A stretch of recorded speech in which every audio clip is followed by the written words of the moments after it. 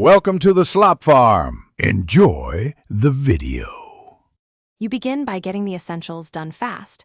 Open Telegram and use BotFather to make a bot. Once done, give it a clear name and a username ending with bot. BotFather returns an API token.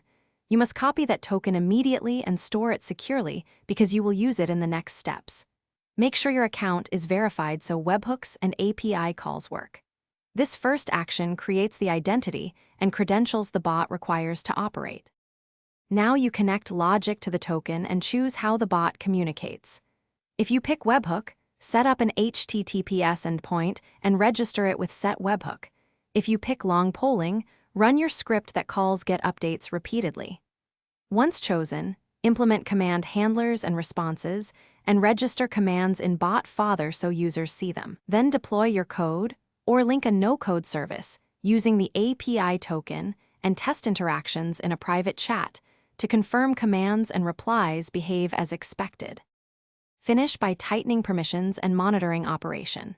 Set privacy and admin rights and make sure group permissions match your intent. Once deployed, monitor logs for errors and rate limit responses. These clues tell you whether the bot needs retries or a token refresh.